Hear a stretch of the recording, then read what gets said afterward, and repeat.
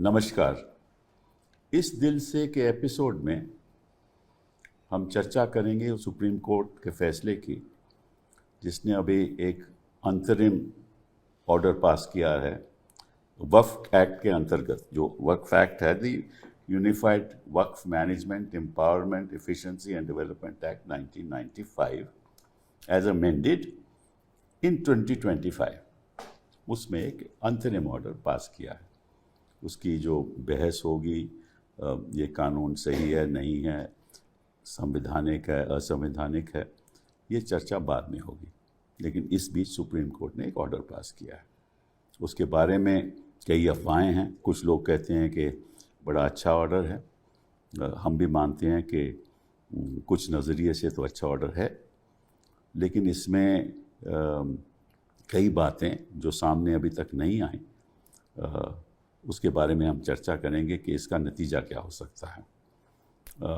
सभी को मालूम है कि वक्फ एक ऐसी चीज़ है इस्लाम में कि अगर कोई खुदा को कोई प्रॉपर्टी दे दे तो वो प्रॉपर्टी खुदा के पास ही रहती है, उसका कोई इस्तेमाल कुछ और नहीं हो सकता और उसके ट्रांसफ़र भी नहीं हो सकता। तो कई ऐसी प्रॉपर्टीज़ हैं हिंदुस्तान में जो लोगों की अपनी प्रॉपर्टीज़, उन्होंने उनको वक्फ डिक्लेयर करके खुदा को सौंप दिया।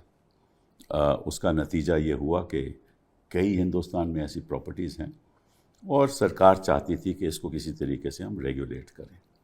तो फिर वो कानून लाए, रेगुलेट हो रहा है। इस बीच कुछ अख्तियार सरकार को दे दिए थे कि अगर एक कलेक्टर समझे कि ये वक्फ नहीं है तो वो प्रॉपर्टी को ले सकता है, रेवेन्यू रिकॉर्ड में उसका वो दर्ज कर सकता है कि ये सरकार की प्रॉपर्टी है। उस प्रावधान को सुप्रीम कोर्ट, जिसको हम सेक्शन 3C कहते हैं, सुप्रीम कोर्ट ने पूरा स्टे कर दिया है। लेकिन हमें ये भी मालूम है कि जो वक्फ की एडमिनिस्ट्रेशन होती थी वो बोर्ड के हाथ होती थी, और बोर्ड के जो लोग थे वो चुनाव के आधार पे बोर्ड में इलेक्ट होते थे। तो इन्होंने इलेक्शन ख़त्म कर दिया, सरकार अब नॉमिनेट करेगी। इसका नतीजा क्या होगा, इसके बारे में कुछ बातें होंगी और भी कई ऐसी बातें। हम कोर्ट के जो फैसला है उससे ज़्यादा हम टिप्पणी नहीं करना चाहते, क्योंकि हम खुद वकील हैं, वहाँ पेश हुए थे। लेकिन फिर भी इसके नतीजे क्या हो सकते हैं और इसके पहलू क्या हैं और इसकी इंटरप्रिटेशन क्या हो सकती है और इससे लिटिगेशन कैसे पैदा होगी, उसके बारे में हम चर्चा करेंगे। तो हमारे साथ 3 ऐसे लोग हैं जिनसे मैं सीखता भी हूँ। मुझे कई ऐसी नाजुक बातें बताते हैं जो मुझे मालूम नहीं, क्योंकि मैं तो इस्लाम का माहिर नहीं हूँ। सबसे पहले तो मुस्तफ़ा साहब, फैज़ान मुस्तफ़ा साहब, थैंक यू वेरी मच। आपसे मैं बहुत कुछ सीखा हूँ। अरे सर, मुझे नहीं, वो सही बात है, क्योंकि कई चीज़ें, देखिए, हम वकील के नाते हम सब कुछ नहीं जानते, हम चाहते हैं कि हम सीखें, और ऐसे मामलों में हमें इतिहास का ज़्यादा मालूम भी नहीं थे। कई बातों में हमने कोर्ट में आर्ग्यू किया है। अलीगढ़ मुस्लिम यूनिवर्सिटी, आपने इतना मुझे उसमें बताया उसका कैरेक्टर, तो थैंक यू वेरी मच। आप इस समय vice chancellor Chanakya national law university Patna में वहाँ के वाइस चांसलर हैं। आप AMU से आपने अपना PhD किया, LLM किया, और PhD आपने सुना है कि कॉपीराइट लॉ में किया। आप डिप्लोमा होल्डर भी हैं इन कंपैरेटिव लॉ। आपने स्ट्रासबर्ग से भी डिग्री डिप्लोमा लिया। फुल ब्राइट स्कॉलर भी हैं, वाइस चांसलर नालसार के भी रहे, फाउंडर उड़ीसा NLU के भी रहे, और 100 तो आपने इंटरनेशनल नेशनल पेपर्स लिखे हुए हैं। तो जहाँ मैं देखता हूँ ऐसे मुद्दे आते हैं तो आपका मैं आर्टिकल ज़रूर पढ़ता हूँ, और टीवी में जो भी आप कहते हैं, बड़े आप मतलब कि आप ही तुली बातें करते हैं। बहुत बहुत धन्यवाद आपका आने का। MR शमशाद साहब मेरे कॉलीग हैं सुप्रीम कोर्ट में, और आज के दिन सीनियर एडवोकेट हैं, कई साल एडवोकेट ऑन रिकॉर्ड रहे, और civil law, arbitration, personal law, matrimonial law, institutional dispute resolution, आपकी दिलचस्पी इन चीज़ों में है। और आपके बड़े बड़े लोगों को रिप्रेजेंट कर सकते हैं। ओवैसी साहब जो थोड़े मतलब के चर्चा में रहते हैं हर तीसरे दिन उनके आप वकील रह चुके हैं। I mean all India Muslim personal law के भी रह चुके हैं, और कई कई ऐसे मुद्दे आए हैं सुप्रीम कोर्ट में, आपने मेरी मदद भी की है। और इस आपको मैं रेगुलरली असिस्ट भी करता हूं। हम सीखते हैं आप लोगों से वाकई में। जब तक हम सीखना बंद कर देंगे तब हम समझ लें कि हम बूढ़े हो गए, लेकिन जब तक सीखते रहेंगे तो जवान रहेंगे। बहुत बहुत धन्यवाद आपका आने का। और शाहरुख जी, थैंक यू वेरी मच। आप पहले भी यहाँ आ चुकी हैं हमारे शो में, और आपका बड़ा डाइवर्स करियर रहा है, क्योंकि आप एकेडमिक भी हैं, एक्टिविस्ट भी हैं आप, और आप बड़ी आपकी दिलचस्पी है एंड नॉलेज है and Persian poetry and Sufism. कई लोगों को मालूम भी नहीं शायद। LLB आपने national law school of India university से किया, और आपकी दिलचस्पी identity politics, class politics, political power में रही, और सोशल इश्यूज़ में आपकी अगेन बहुत भारी दिलचस्पी रही, और मार्जिनल कम्युनिटीज़ की हम हमेशा सहायता करते रहे हैं। कई बार आपको देखता हूँ मैं कोर्ट में बहस करते करते, टू प्रोटेक्ट द वीक। ये एक हमें भी लगता है कि हाँ, हमारे देश में कुछ ऐसे वकील भी हैं जो मार्जिनलाइज्ड कम्युनिटी के लिए खड़े होते हैं। बहुत बहुत धन्यवाद आपका फॉर बीइंग हियर। तो फैज़ान साहब, ये बताइए कि जो फैसला तो अंतरिम हो गया, और ये अल्टीमेटली जो फाइनल ऑर्डर, फाइनल जजमेंट होगी, उसमें तो कई साल लग जाएंगे, तो इस बीच होने क्या वाला है? नहीं सर, फैसला बज़ाहिर तो लगता है अच्छा। अगर कोई ये सोचता था कि पूरा एक्ट स्टे होगा तो उसकी उम्मीद तो कम ही थी, लेकिन ये कि कई चीज़ें बड़ी पॉजिटिव हैं इसमें। मुझे नहीं लगता कि इसमें फाइनल आर्गूमेंट जल्दी होने वाले हैं। तो अब जो भी सुप्रीम कोर्ट ने प्रावधानों को स्टे कर दिया या थोड़ा सा उन्हें डाइल्यूट कर दिया, जैसे नॉन मुस्लिम्स के रिप्रेजेंटेशन के नंबर्स फिक्स कर दिए, वो लॉ वैसे ही इम्प्लीमेंट होगा। लेकिन सबसे ज़्यादा जो फ्रस्ट्रेशन मुस्लिम कम्युनिटी में है वो वक्फ बाय यूज़र को लेके है कि कोर्ट ने उस सिलसिले में, जबकि वो जनरल प्रॉपर्टी लॉ का और हमारे जूरिस्प्रूडेंस का हिस्सा है कि अगर आपकी प्रॉपर्टी आपकी नॉलेज से मेरे इस्तेमाल में है over a long period of time, तो कभी अगर ये क्वेश्चन उठे कि ये कौन इसे यूज़ कर रहा है प्रॉपर्टी को, तो ये माना जाएगा मैं यूज़ कर रहा हूँ और आपकी इम्प्लाइड कंसेंट है उस पर।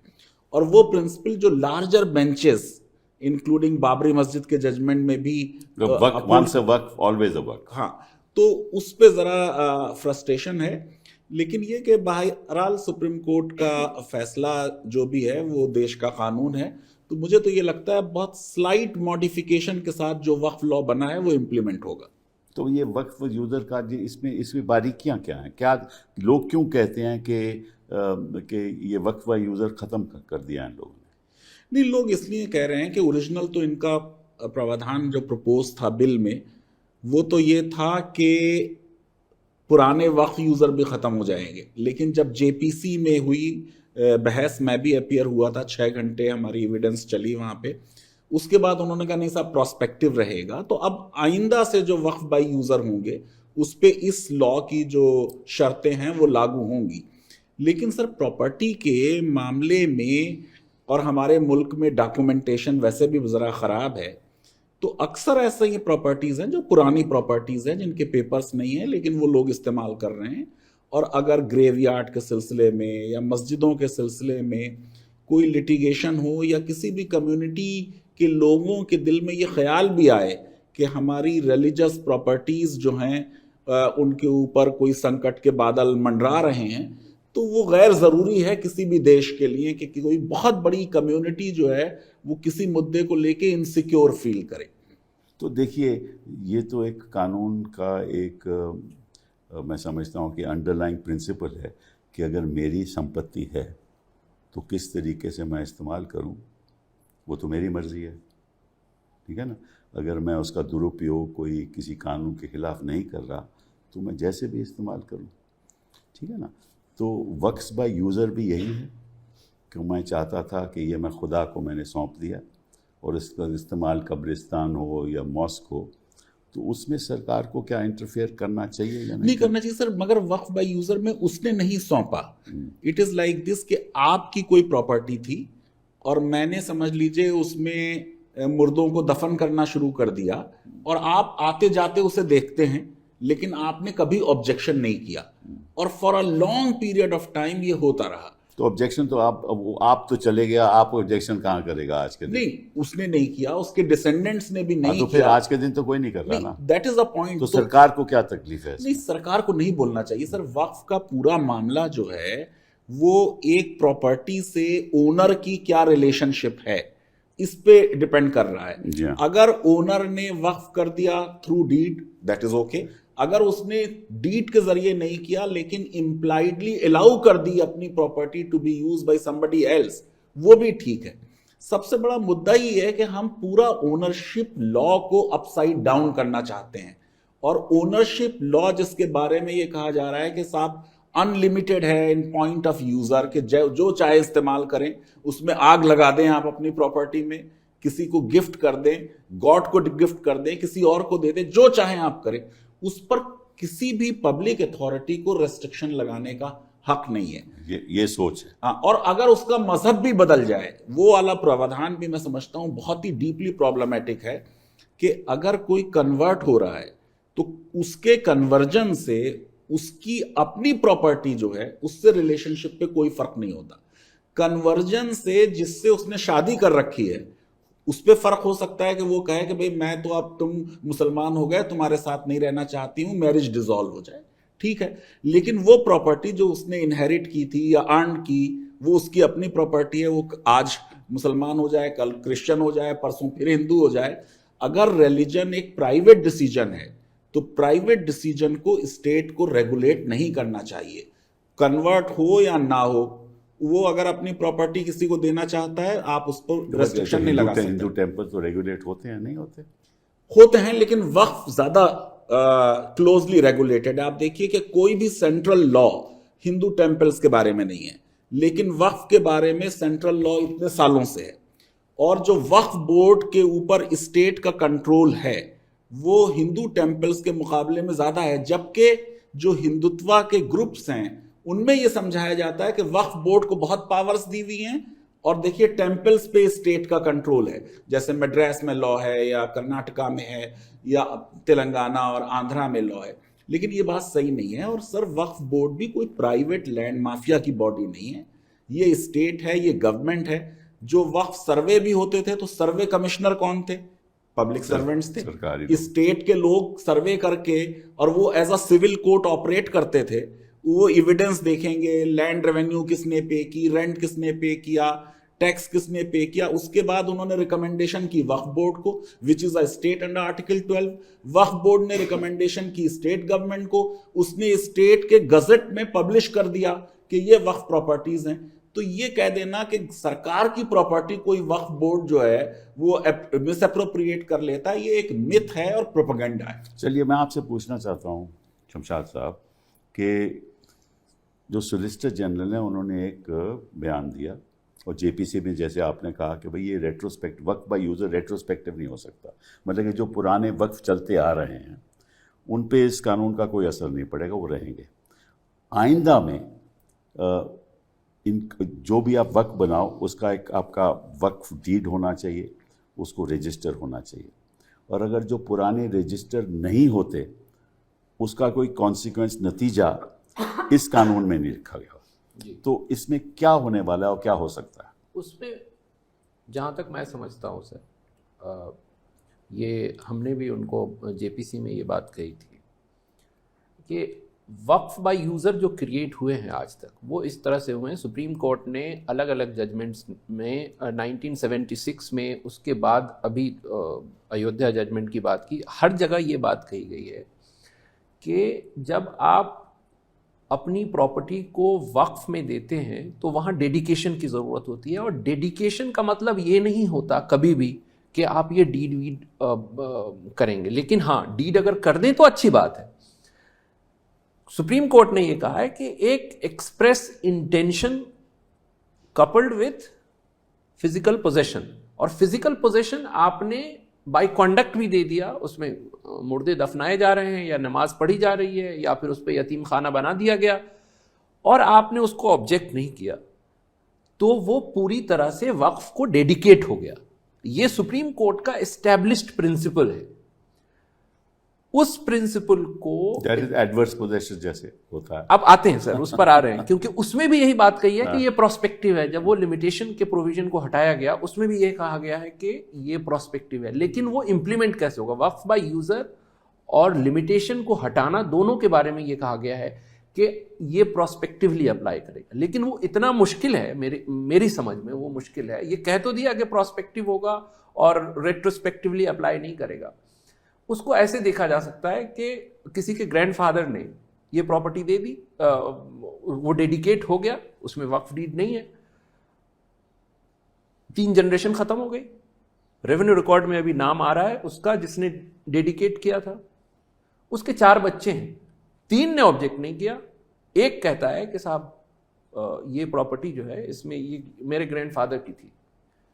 तो अब हुआ क्या यहां पर, इस इश्यू के आने की वजह से, चाहे वो कुछ भी कह लें आप, लेकिन एक केस बन गया। और जब केस बन गया तो आपने 36 में 7A डाल दिया, वहां कह दिया कि डिस्प्यूट नहीं होना चाहिए। तो इसका मतलब ये है कि वो on the face of it वो वक्फ बाय यूजर जो एक सब्सटैंटिव कॉन्सेप्ट है उस पर बड़ा सवाल खड़ा हो गया। और उसमें वो जो पूरे इलाके के लोग हैं जो 100 साल से मस्जिद में नमाज पढ़ रहे हैं या मुर्दा दफना रहे हैं, उन सब के लिए एक बहुत बड़ी प्रॉब्लम क्रिएट हो गई। तो हर केस में तो ऐसा नहीं होगा ना, जैसे आप उदाहरण दे रहे हो, ये तो कभी एक इक्का दुक्का केस में हो सकता है। नहीं, ये हो सकता नहीं, है, हर केस में तो नहीं हो सकता ना। कब्रिस्तान अगर तो पिछले 50 साल से चल रहा है तो इसमें कोई ऐसा तो इशू नहीं आ सकता। मई के मिड में ये आर्गुमेंट हुई जो जजमेंट में रिकॉर्डेड है, और 6 जून को पोर्टल इनॉग्रेट किया गया।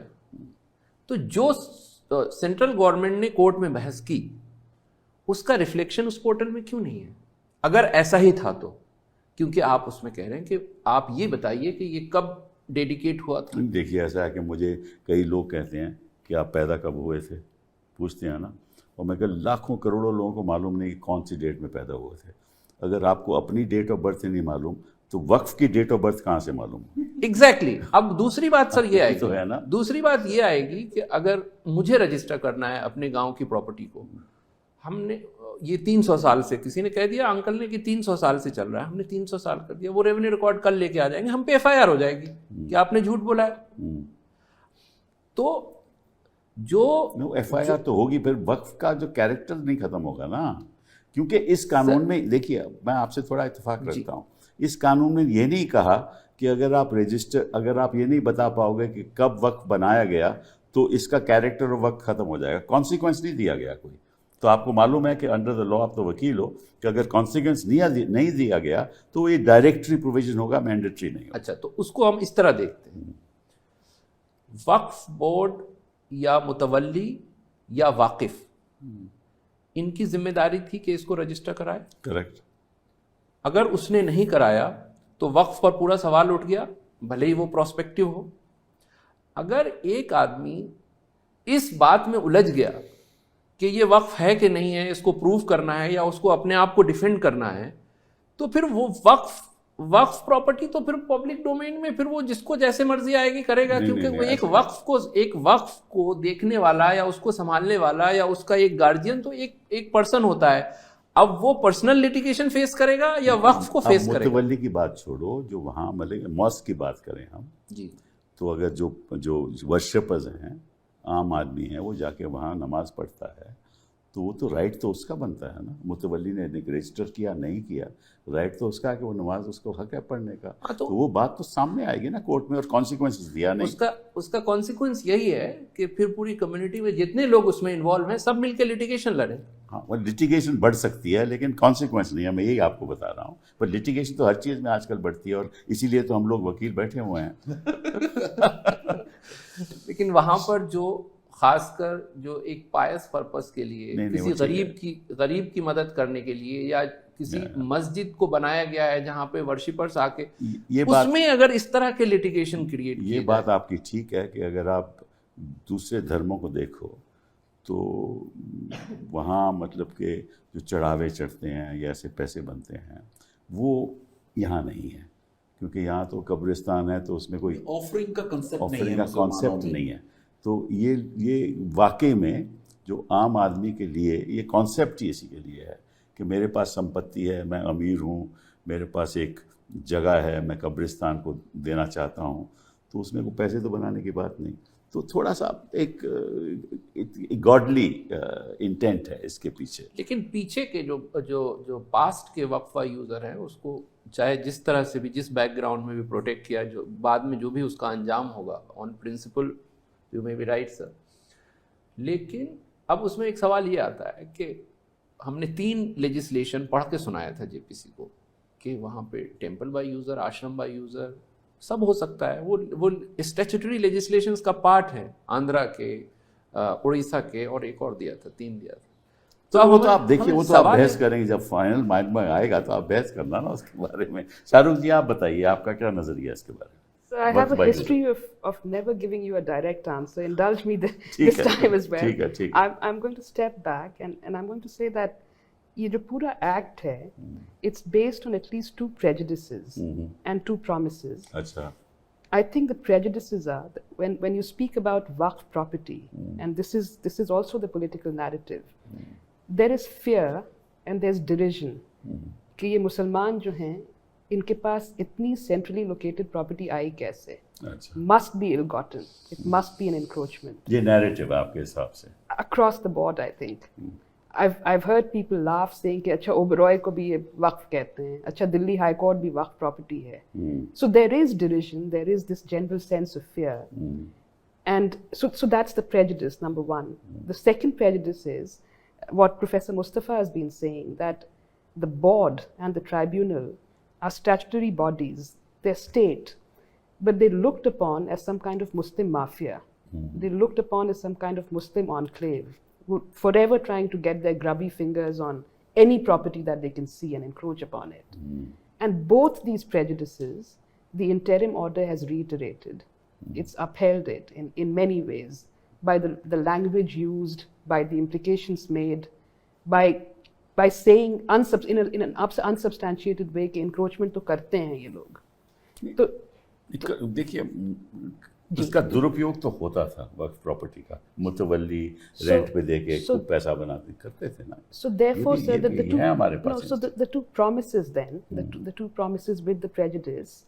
The promise was to all these petty farmers, middle class people whose land is ostensibly been encroached by the Waqf board across states.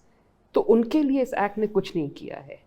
The dispute was only between the government and the Waqf board, और वहाँ पे अगर dispute है, they were trying to give the government an upper hand.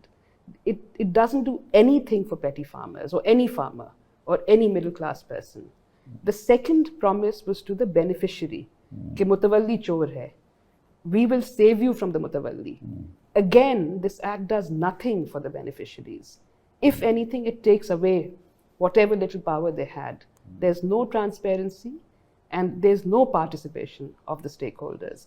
In a way, it's like the doctrine of lapse. जो Dalhousie करते थे कि mismanagement, I will take over. नहीं, पर वो तो प्रूव करना पड़ेगा ना किसी को।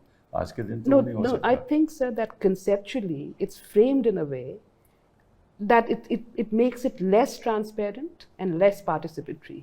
And it reiterates the prejudice. उदाहरण दीजिए, because principle you will have to explain to the public what is the kind of example you can- जो शमशाद साहब कह रहे हैं कि मुतवल्ली चोर है, मुतवल्ली चलिए, की हाँ। गलती है, उसने रजिस्टर नहीं कराया. Correct. अब उसकी भरपाई किसको करनी पड़ेगी? उसकी भरपाई करनी पड़ेगी उस नमाजी को जिससे मस्जिद ले ली जाएगी. या जो ये कहाँ लिखा है कि उसके मस्जिद ले, क्योंकि मस्जिद में अगर नमाज पढ़ी जा रही है तो कानून में ये तो नहीं लिखता कि मस्जिद ले ली जाएगी। अगर रजिस्ट्रेशन नहीं होता है सर, फिर भी कॉन्सिक्वेंस नहीं दी no, then we'll go to court. हाँ, But we will go to court, and in the meanwhile, while the matter is pending in court, नमाज तो बहरहाल रुकेगी सर. नहीं, ये तो आज के दिन तो ऐसा नहीं हुआ। अगर ऐसा कोई कोशिश करे तो तुरंत आप कोर्ट जा सकते हो और कह सकते हो कि ये कानून में तो ऐसा कुछ लिखा नहीं है। ठीक बात है आपकी कि इसमें ज़रूर थोड़ी बहुत लिटिगेशन होगी, बट ये कहना कि जो फैसला है उसमें ये है कि ये लोग कब्जा कर लेंगे। The balance of convenience will be against the Namazi, sir, as we have seen across the board, with all these disputes involving. Then you are talking about the reality, not the law. But जो शर्म कह रही है sir, मैं जरा उसको explain करूंगा। करिए। नरेटिव, हमारी ये कॉन्वर्सेशन रहती है, एनीबॉडी कैन जी, पार्टिसिपेट। सर नरेटिव ये है कि वक्फ दूसरों की प्रॉपर्टी जो है वो मिसअप्रोप्रिएट करके डिक्लेयर कर देते हैं, और खास तौर से गवर्नमेंट की प्रॉपर्टी। ये एक बात है। जो रियलिटी है जिसकी तरफ आपने, कि वक्फ के मुतवल्ली करप्ट हैं, वो वक्फ की प्रॉपर्टी बेच देते हैं। तो दोनों तरीके से वक्फ का नुकसान हो रहा है। बेसिकली जिसको उसको इफेक्टिवली एडमिनिस्टर करना था वो बेईमान है, तो दूसरे की नहीं लेता वो प्रॉपर्टी जो वक्फ थी ऑलरेडी प्रॉपर्टी, वो उसको बेच रहा है। उसको बिल्कुल एड्रेस नहीं किया गया। दूसरी चीज सर, जब इसमें इतना लंबा 50 लेटर्स का टाइटल हमने दे दिया, पहले वक्फ एक्ट 4 लेटर में था, WAQF, अब इतना इफिशिएंसी और मैनेजमेंट दिस एंड दैट, जो उसकी एडमिनिस्ट्रिंग बॉडी है उसकी पावर्स बहुत ड्रास्टिकली रिड्यूस कर ली। तो ये कैसे मुमकिन है कि वो इफेक्टिव एडमिनिस्ट्रेशन करेगा? तो एक्ट जो है सर वक्फ के एडमिनिस्ट्रेशन को वीक कर रहा है। जो इंस्टीट्यूशंस वक्फ प्रॉपर्टीज को प्रोटेक्ट करते उनकी पावर्स को रिड्यूस कर रहा है। एक तो सर ये चीज है। दूसरी चीज सर ये है कि वक्फ के सिलसिले में ऐसा एक पूरे माहौल बना हुआ है कि साहब they are the 3rd largest owner of the land after railways. कोई भी डिफरेंट वक्फ बोर्ड्स हैं, कोई एक सेंट्रल वक्फ बोर्ड नहीं है। सेंट्रल वक्फ काउंसिल भी कोई चीज ओन नहीं करती है। तो जितने आपके 30-32 वक्फ बोर्ड्स हैं उनकी अलग अलग प्रॉपर्टीज हैं, और जो टेम्पल प्रॉपर्टीज हैं इवन 3-4 स्टेट्स में उनके पास भी बहुत प्रॉपर्टीज। मैंने तो उदाहरण दिया था पार्लियामेंट में अपनी स्पीच के बारे में। जी आपने दिया था उदाहरण। तो मेन चीज ये है कि जो मिथ मेकिंग है वो जजमेंट और इंटरिम ऑर्डर में आ जाए। अब जैसे ये कि साहब आंध्र प्रदेश में ये चीज सामने आ गई कि साहब वक्फ प्रॉपर्टीज जो हैं गवर्नमेंट की वो वक्फ डिक्लेयर कर दी गई। सर उसकी प्रोसेस इतनी मुश्किल है किसी प्रॉपर्टी को वक्फ डिक्लेयर करने की कि वक्फ बोर्ड के या मुतवल्ली के चाहने से नहीं होगी। ऑलरेडी आंध्रा में क्या हुआ बताइए जरा। नहीं, आंध्रा में सर जो वो कह रहे थे कि साहब ये इतनी प्रॉपर्टीज थी जिन्हें वक्फ डिक्लेयर कर दिया गया, और वो हाई कोर्ट गए और उसके बाद सुप्रीम कोर्ट गए, और सुप्रीम कोर्ट ने क्वैश किया। स्टेट के डिसीजंस क्वैश होते हैं, पार्लियामेंट के पास किए हुए लॉ भी क्वैश होते हैं। That does not mean parliament is misusing its powers. गलत डिसीजन कोई हो गया, वो क्वैश हो गया। वक्फ board by and large is a state body. वक्फ बोर्ड की रिकमेंडेशन पे स्टेट जब नोटिफाई करती है गजट में तभी कोई प्रॉपर्टी वक्फ डिक्लेयर होती है, तो इसका मतलब स्टेट भी उसमें पार्टी है। लेकिन जब हमें कहना है तो हमने कह दिया इन्होंने गलत डिक्लेयर कर दिया। हो सकता है उनके डॉक्यूमेंट्स में कोई वीकनेस हो सकता है कि बात ही एज सच सही से कोर्ट ना समझी हो, लेकिन बिना किसी प्रॉपर प्रूफ के कोई भी प्रॉपर्टी वक्फ डिक्लेयर की ही नहीं जा सकती। सर्वे सरकार को करना था, अब आप कह रहे हैं कि सरकार को सर्वे करने की जरूरत नहीं है। किसी भी चीज में से जनरलिस्ट ऑफिसर को, जिसके पास बहुत सा काम है, डीएम के बारे में कितना हमारा सेकंड एडमिनिस्ट्रेटिव रिफॉर्म कमीशन भी कह चुका है कि डीएम ओवरबर्डन्ड है, सारा काम हम उसी को दे दे। सर्वे कमिश्नर भी स्टेट के ऑफिसर थे, पब्लिक सर्वेंट थे, हमने क्यों ना खत्म कर दिया? उन्होंने सर्वे नहीं किया। अब सर्वे नहीं किया तो वक्फ बोर्ड इसके लिए कैसे जिम्मेदार है? इसके लिए तो स्टेट जिम्मेदार है, ड्यूटी स्टेट की थी। तो स्टेट का फेलियर भी वक्फ बोर्ड के माथे मर दें, ये कोई सर फेयर बात नहीं है। अमेरिका कानून में आपको याद होगा शमशाद भाई कि हमने ये बताया कि जम्मू कश्मीर में केवल 2 प्रॉपर्टीज रजिस्टर्ड है। सर मैं आता हूँ उस पर। वो बड़ी इंटरेस्टिंग बात हुई कि इनको ये दिखाना था कि साहब ये पिछले कुछ सालों में 10-20 सालों में वक्फ की प्रॉपर्टीज जो हैं डिस्प्रोपोर्शनेटली बढ़ गई। जी हाँ। अच्छा, वो कैसे दिखाना होगा? वो इन्होंने कहा कि साहब ऐसा है कि अभी तक तो वक्फ की प्रॉपर्टी इतनी थी लेकिन अब इतनी कही जा रही है। जब इनको उसका फाउंडेशन इस तरह डाला इन्होंने कि कुछ प्रॉपर्टी को रजिस्टर कर दिया वामसी पोर्टल पर और ये नहीं बताया कि हमने सारी प्रॉपर्टी रजिस्टर कर दी। अच्छा, वो एक प्रोसेस था जो शुरू किया गया कि वक्फ की प्रॉपर्टी को रजिस्टर किया जाएगा। तो वो शुरुआत हुई, तो जिस साल शुरुआत हुई ऑब्वियसली उस वक्त सब अपडेट नहीं हुआ और वो धीरे धीरे वो अपडेटिंग का प्रोसेस चलता रहा। तो जो ऑलरेडी वक्फ थी उसका प्रोसेस चल रहा था।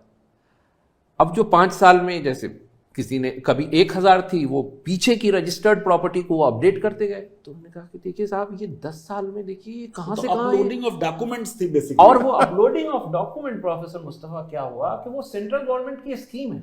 वो हर वक्फ बोर्ड में 2012 में शुरू हुई थी। सेंट्रल गवर्नमेंट का एक स्टाफ बैठा हुआ है जिसको सेंट्रल गवर्नमेंट पैसा देती है कि आप इसको अपडेट करिए। बिल्कुल सेंट्रल गवर्नमेंट को सब पता है।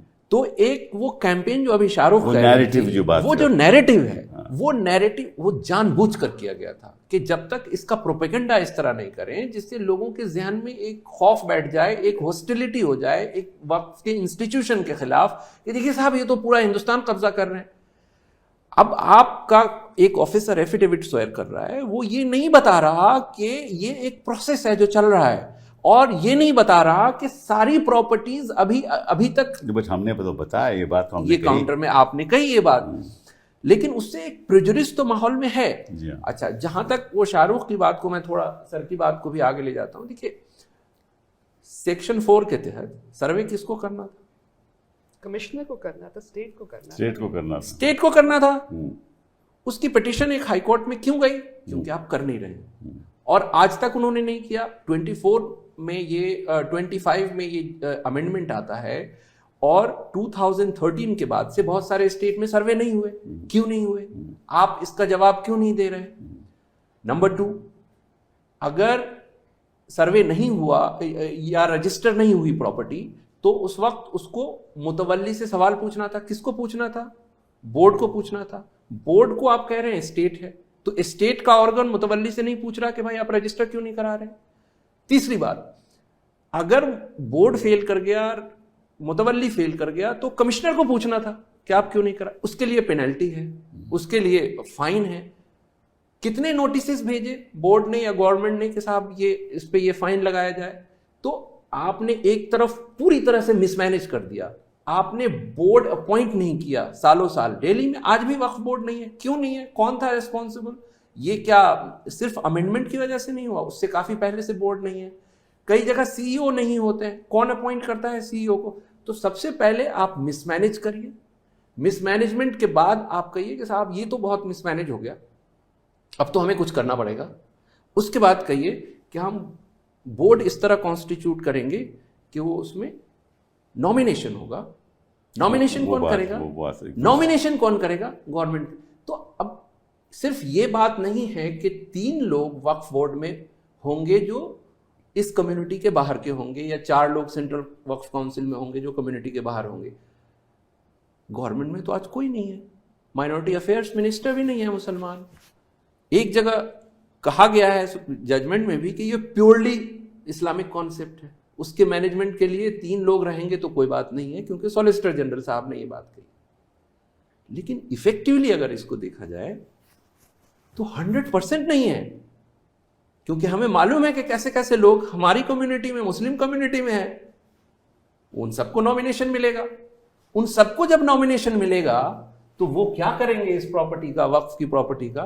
वो तो इसलिए कम्युनिटी ने ये कहा कि साहब देखिए ये जो पूरा का पूरा स्कीम है जो अमेंडमेंट का, वो स्कीम अपने आप में इस तरह का है कि पूरे कॉन्स्टिट्यूशनल नॉर्म जो मुसलमान समझता है कि उसकी प्रॉपर्टी अगर वो वक्फ में दे रहा है या छोड़ रहा है डेडिकेशन से, तो उसको प्रोटेक्ट करने का कुछ मैकेनिज्म होना चाहिए। तो पूरा का पूरा वायलेट हो रहा है। तो इशू ये नहीं था कि एक प्रोविजन इसमें प्रॉब्लमेटिक है। पूरा का पूरा जिस तरह से स्कीम बनाया गया वो अपने आप में प्रॉब्लमेटिक था। इसलिए कहा गया, जैसे किसानों ने कहा था कि साहब ये पूरा फार्म लॉ खराब है, हमारे लिए मत कीजिए, उसके लिए सुप्रीम कोर्ट ने इंटरिम स्टे करके पूरा तीनों फार्म लॉ को एक साथ स्टे किया। ये तो खैर एक ऐसा एक ही तो- उदाहरण है हिंदुस्तान में सर, इतिहास। लेकिन फिल्म ये के बारे में कह रहे थे, सर। हाँ? I'm so sorry, आप उस फिल्म के बारे में कह रहे थे कि you can't censor it because the whole film is bad. Correct. I think conceptually it's just prejudicial. It's the way Uday it's Uday framed. Profiles की बात कर जी रहे हो। जी तो इस पे ये सवाल कम्युनिटी के लोग पूछ रहे हैं कि देखिए जो फार्मर्स ने क्या रोड जाम कर दिया था, इसकी वजह से उनको स्टे मिल गया, हमें नहीं मिला। वो तो आप राजनीतिक बात होगी नहीं, उससे लेकिन आप ये सवाल थोड़ा- है, हमें जवाब देना होता है क्योंकि वो हम कोर्ट में आप जवाब दे सकते हैं, मुझे मालूम है। ये बताइए आप, इन्होंने एक बात उठाई, मैं आपका नजरिया चाहता हूँ उसके बारे में। इन्होंने कहा कि जो पहले जो बोर्ड होता था वो इलेक्टेड मेंबर्स से होता था, जी, and now it's all अब उन्होंने nominated. बदल दिया, Now it's all nominated. अब सारे सरकारी नॉमिनेट करेगी, जी, लेकिन जो काउंसिल होती थी वो नॉमिनेटेड रहती थी, council nominated थी। ठीक है ना। जी सर। तो बोर्ड इलेक्टेड था और काउंसिल नॉमिनेटेड थी। तो इन्होंने आपके हिसाब से बोर्ड नॉमिनेट क्यों किया? क्योंकि कब्जा चाहते हैं। I think so. सर, दो बिल्कुल जो आप कह रहे थे सर कि दो बिल्कुल कॉन्ट्ररी नैरेटिव्स थे। एक ये कि ये बिल्कुल निकम्मे हैं, इनसे कुछ नहीं होता है, they keep frittering away their property, और दूसरा कॉन्ट्ररी ये कि ये इंक्रोच करते हैं, they have their grubby fingers everywhere, and both these narratives manage to go together. And now ये नैरेटिव तो बनता है ना, मीडिया, मेन स्ट्रीम मीडिया भी इसको बनाता है narrative. And I think the act also does the same thing. The act, so the government says that because they are so useless, the board and the council, we will take control. We will supervise now, and it's taken direct control. So all the elected members. ये all सही है the- Faizan साहब। At the ये same बात time बहुत हद encroachment. तक सही है सर। मतलब एक तरफ तो हमने डेमोक्रेटिक कैरेक्टर को अंडरमाइन किया, जो सही बात नहीं है। दूसरी चीज, स्टेट को कोई राइट नहीं होगा रूल भी बनाने का, तो हम फेडरलिज्म के भी अगेंस्ट जा रहे हैं। अभी तो वक्फ में स्टेट के भी लॉज हो सकते थे, अब वो लॉ तो एक सेंट्रल हो गया और रूल्स भी नहीं बनाएंगे। स्टेट को अब सिर्फ एक हक है वो रूल बनाने का कि आप मुसलमान हैं कि नहीं, आपको कितना ग्रेडिंग होगी सबकी, वो 5 इयर्स वाला वो प्रॉब्लमेटिक है, इसलिए क्योंकि रिलीजियोसिटी किसी की स्टेट डिटरमिन करे, तो क्या हम ईरान की तरह रिलीजियस आपको पुलिसिंग 5 साल तक मुसलमान होना पड़ेगा, हाँ, उससे पहले आप कोई वक्फ नहीं। Probation पे जैसे रहेंगे। सर अगर कोई वो तो पुलिस कैसे वाला तय करेगा कि कोई- 5 साल का मैं अच्छा नहीं मुसलमान सर, हूँ? कोई पुलिस वाला अगर डिटरमिन करने पे आए कि ये फैजान मुस्तफा रोजे नहीं रखते, नमाज नहीं पढ़ते, दाढ़ी नहीं है इनकी, तो ये तो मुसलमान है ही नहीं। हाँ। ये सर प्राइवेट एक मैटर और है बात किसी का। उसमें एक और बात है सर कि ये मुसलमान के कॉन्टेक्स्ट में आया है और वक्फ के कॉन्टेक्स्ट में आया है, जी हाँ। प्रॉपर्टी से रिलेटेबल है, माय रिलीजियस फेथ। जो प्रोफेसर मुस्तफ़ा ने कहा बिल्कुल आई एग्री विथ हिम। दूसरी तरफ जो मेजॉरिटी कम्युनिटी है उसके बारे में सुप्रीम कोर्ट का जजमेंट है, इट्स वे ऑफ लाइफ। तो जब ये डिस्कशन होगा तो सिर्फ आपके बारे में पूछा जाएगा कि demonstrate yourself, and since the That you are a Muslim। अब उसके कोर्ट ने कहा है कि उसके रूल्स बनाएंगे। स्टेट बनाएगी और उस स्टेट में उस स्टेट के बनाए हुए मैकेनिज्म में अपने आप को फिट करके दिखाइए। हाँ। अच्छा, किसी और कम्युनिटी के जो रिलीजियस एंडाउमेंट एक्ट्स हैं उसमें उनको नहीं कहना, because supreme court says that. नहीं, बिकॉज आपके यहाँ तो कन्वर्शन होता है ना।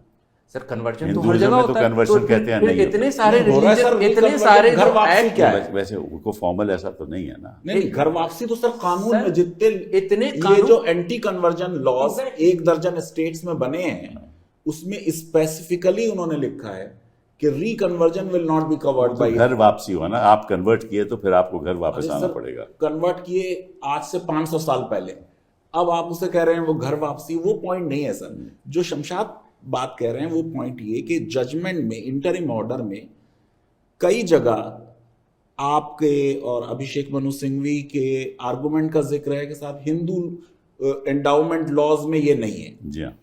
द पॉइंट इज सर कि कहीं पे भी जजमेंट में फिर उसका रेफरेंस नहीं आ रहा, उस कंपैरिजन। जब हम ये कह रहे हैं कि ये चीज हर जगह है, होनी चाहिए, तो फिर सब जगह करें। वन नेशन वन लॉ इसका का मतलब जो स्लोगन है। एंडाउमेंट एक्ट हैं उसमें कोई नॉन हिंदू नहीं आ सकता। सर नॉन हिंदू इस हद तक कि सिख, बुद्धिस्ट और जैन जो आर्टिकल 25 में are included within the definition of Hindu, वो भी नहीं आ सकते। वो भी नहीं आ सकते। लेकिन नालंदा यूनिवर्सिटी में बौद्ध भी है और हिंदुइज्म भी है, तो वहां हो सकता है। बट हिंदू वो और तो बौद्ध। यूनिवर्सिटी है ना सर। जी हाँ, जी हाँ, वो तो यूनिवर्सिटी है। लेकिन गया में तो सर प्रोटेस्ट चल रही है। जी हाँ। बॉट्स कह रहे हैं कि हमें कंट्रोल दीजिए आप गया के इस पूरे कॉम्प्लेक्स का, और उनको कंट्रोल नहीं मिल रहा है। Sir the bigger question is कि चाहे हिंदू हो, चाहे मुस्लिम हो या क्रिश्चियन हो, किसी की भी रिलीजियोसिटी जो है वो उसका प्राइवेट मैटर है। बहुत साल पहले सर पंजाब से एक केस चला, सिख मेडिकल कॉलेज था, उसमें सिखों के लिए रिजर्वेशन था। जस्टिस केहर पंजाब में थे उस जमाने में। जी हाँ, जी हाँ। तो बच्चों ने एफिडेविट दिया कि हमारे नाम कौर हैं और सरदार हैं और हमें सिखिज्म में यकीन है, उनके एडमिशन हो गए। उसके बाद मेडिकल एग्जामिनेशन हुआ और कुछ लड़कियों का ये पाया गया कि उन्होंने आईब्रोज बनवा ली थी, उस पे उनके एडमिशन कैंसिल कर दिए गए। ओहो, अच्छा। और जस्टिस केहर ने उसको अपहोल्ड किया। मैंने उसके अगेंस्ट लिखा था रियली? जी, कि क्या हम ये right of minority educational institution से हम रिलीजियस पुलिसिंग करेंगे? अगर कोई कह रहा है कि मैं सिख हूं, that is good enough.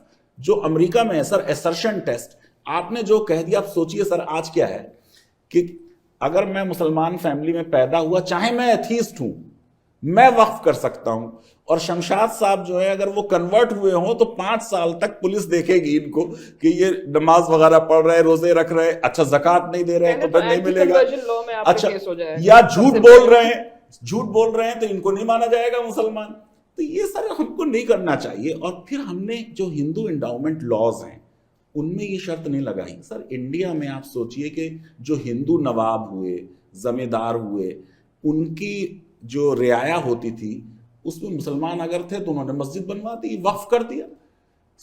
Judgements हैं सर, नागपुर हाई कोर्ट का 1956 का, लाहौर का, मुंबई का, उदाहरण हैं। कितने ऐसे हैं जिसमें हिंदुओं ने वक्फ किया है। तो आप मुसलमानों का तो मुसलमानों का राइट जो करना है करिए, हिंदुओं का भी राइट छीन ले रहे हैं, ये क्या बात हुई? जो नॉन मुस्लिम्स हैं अगर उनकी प्रॉपर्टी है, वो किसी धर्मशाला के लिए देना चाहें, सड़क के लिए देना चाहें, स्कूल के लिए देना चाहें, वो नहीं चाहते ट्रस्ट करना। आप कैसे डिक्टेट कर सकते हैं कि आप ट्रस्ट करिए? इंटरिम ऑर्डर में कह रहे हैं कि वो ट्रस्ट बनाए, वो तो उसकी प्रॉपर्टी है, वो अगर वक्फ करना चाहे करे वक्फ। या कोई मुसलमान एसटी है अगर उसको हक नहीं है तो उसका एसटी का जो पूरा इलाका उसको आपने मान लिया है कि वो है, तो नॉन उसमें मुस्लिम क्या हुआ? वो कह रहे हैं कि दुरुपयोग होता था। दुरुपयोग सर, एक दुरुपयोग मैं मान लेता हूँ, दुरुपयोग है, उसको दुरुपयोग से छोड़ देता हूँ। इंस्टेंस नहीं दिया, लेकिन ये who's created a waqf ever in a Schedule 6 area? अगर मैं किसी ट्राइबल एरिया में ट्राइबल आदमी हूँ और मैं कहता हूँ अपने आप को कि मैं मुसलमान हूँ, तो मैं वक्फ नहीं कर सकता। It's as simple as that.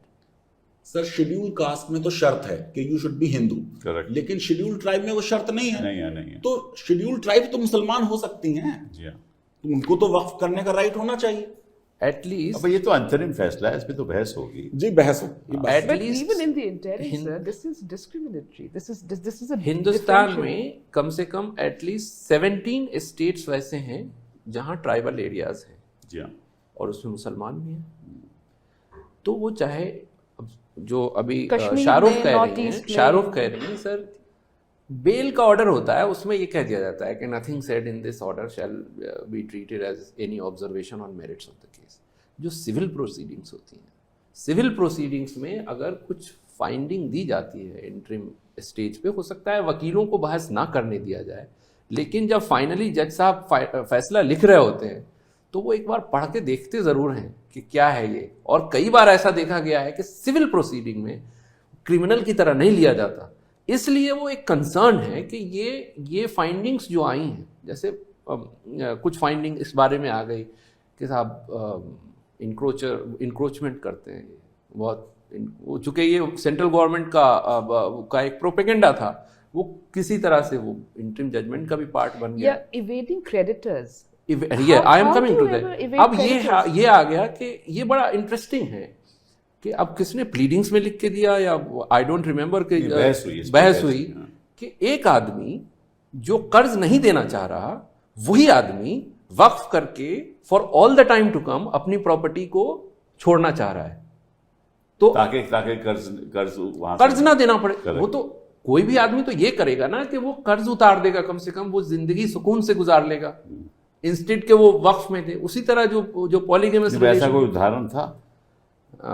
मेरी जानकारी में तो नहीं था सर, So, लेकिन on हो the सकता है contrary, the judgment records that you can't create a waqf if there's a charge on the property. That also the judgment records. और So I don't see how they've given that. और this दूसरी example. बात कि अगर ऐसी ही बात है तो हमारे पास सिक्योरिटाइजेशन एक्ट है, डीआरटी का कानून है, सिविल सूट में ये सारे इश्यूज फ्रेम हो सकते हैं। तो अब 9 लाख प्रॉपर्टी में अगर कोई 5 एग्जाम्पल कहीं से ले भी आता है तो क्या उसकी वजह से ये हो जाएगा कि चूंकि इस तरह से मिसयूज होता है तो इस पूरे लेजिस्लेशन को खत्म कर मगर दें? लॉजिकली कर्ज नहीं देना है, वक्त कर देना है, तो मेरे हाथ से तो बहरहाल निकल गई Exactly, property. यही मैं कह रहा हूँ। तो उसी फिर तरह इसका शादी फायदा- में आजकल तो मेंटेनेंस के लिए जब का जो कानून है हाँ, वो transfer कर देते हैं लोग। उसमें लोग ये जरूर एफिडेविट पे हो सकता है गलत बयानी करते हो कि मेरी आमदनी कम है, लेकिन आमदनी कम करके वो बचाते हैं अपने पास। बिल्कुल, यहाँ तो तो वक्फ कर दिया। तो इसका मतलब for all the time to come आपने गई, प्रॉपर्टी दे बच्चों दी। के हाथ से भी गई। तो ये अगर बहस की है सेंट्रल गवर्नमेंट ने तो इसका क्या लॉजिक है, वो समाउ वो तो जजमेंट का वक्त पार्ट बताएगा, बने। वक्त बताएगा। हम तो बात केवल ये कह रहे हैं कि इसमें एक बड़े पाचीदे मुद्दे हैं और इस पे लिटिगेशन बढ़ सकता है। और मॉन्यूमेंट्स पे भी सर जो आप वो तो बड़ा ही इम्पोर्टेंट है कि भाई ASI प्रोटेक्टेड मॉन्यूमेंट अगर हो और उस समय वो नोटिफिकेशन हो ASI का और उससे पहले आपने वक्त बनाया तो वक्त will be void. And again, sir, there is land that belongs to panchayats or village groups. वो भी protected हो सकता है। उन्होंने उसमें वो यही तो प्रॉब्लम है ना कि ये बातें देखिए, जब आप ऐसा कानून बनाते हो तो ज़मीनी स्तर पे क्या हो रहा है ये किसी को मालूम नहीं। जी, तो ये मुद्दे उठेंगे और इन मुद्दों पे फिर चर्चा होगी और फिर फैसले भी होंगे। तो आप ये ना समझिए और हम कम्युनिटी ये ना समझे कि एक अंतरिम फैसला नहीं है, ये एक फाइनल फैसला है। इसमें कई फैसले होने वाले हैं, ये बातें फिर सुप्रीम कोर्ट में आएंगी, But before फिर you चर्चा close, sir, होगी। may I say something? You're also doing the SIR matter in the मैं Supreme कर रहा Court. When I read this act and when I look at the SIR, the design is very similar. It's not about waqf, it's not about electoral rolls, but we used to be a state where the state went out to help people. The state was inclusive. The state took on ये बात आपकी responsibility. सही है। Here now, they're shifting responsibility That's right, onto that's right. everyone else, That's right. saying it's none of my अब देखिए business. वहाँ self declaration, जैसे वक्फ was also self declaration, Exactly, वहाँ sir. भी self declaration that I am a citizen of India. अब ये कह रहा है इलेक्शन कमीशन कि आप कि- प्रूव करो कि you're a citizen of India. वो पावर BLO को, ब्लॉक लेवल ऑफिसर को दे दी। तो आप कह रही हैं कि जैसे SIR में हो रहा It's a है shifting of वैसे ही वक्त responsibility, में sir. हुआ। And ताकि second, sir, सरकार सब अपने they- अख्तियार ले रही so है। they worked with, when they were registering or when they were creating electoral rolls, they worked with the documents that people were able to bring to them. Now they are saying कि यही लेके आओ वरना शाहरुख ये किसी और दिन चर्चा जी करेंगे। जी जी कुछ इसमें ऐसे भी इश्यूज आएंगे कि जैसे लिमिटेशन का इशू हाँ है, वो बहुत बड़ी बात। लिमिटेशन का इशू है, या फिर वक्फ बाय यूजर भी मेरी अंडरस्टैंडिंग वहाँ वाले भी ही प्रोस्पेक्टिव हिंदू टेम्पल्स पे वही सुना है लिमिटेशन से एग्जम्प्ट है। एग्जाम्प्ट है वहाँ। तो अच्छा, यहाँ भी अब- एग्जाम्प्ट था तो उन्होंने वो अब खत्म ये कर देखिए दिया। सर, वो क्यों कह रहे हैं कि लिमिटेशन से हम आपको खारिज कर रहे हैं। अब ये प्रोग्राम की भी थोड़ी लिमिटेशन है। तो अब मसला ये है कि जो आदमी उसको ऑक्युपाई करके बैठा हुआ है वो एडवर्स पोजीशन प्लीड कर रहा है। हाँ बिल्कुल, कहाँ से कर रहा है? कर ही नहीं सकता। कहाँ से कर रहा है? वो लिमिटेशन एक्ट से ही कर रहा है। हाँ यही ना, अभी तो कह रहा हूँ ना कि जो गलत तरीके से कब्जा करके बैठा हम उसको निकाल नहीं सकते। और वो प्ली लिमिटेशन एक्ट का ही ले रहा है, लेकिन वक्फ नहीं ले सकता वो वक्फ plea। नहीं ले करेक्ट, सकते। Absolutely absolutely. चलिए, आपने तो कई ऐसी बातें बता दी जो मेरे जहन में भी नहीं थी, लेकिन ये जाहिर है कि ये बातें आएंगी, इस पे चर्चा होगी, कोर्ट्स को दोबारा रिविजिट करना पड़ेगा और फैसले होंगे, सही फैसला होगा। बहुत बहुत धन्यवाद आप लोगों का। Thank you. बहुत बहुत शुक्रिया सर।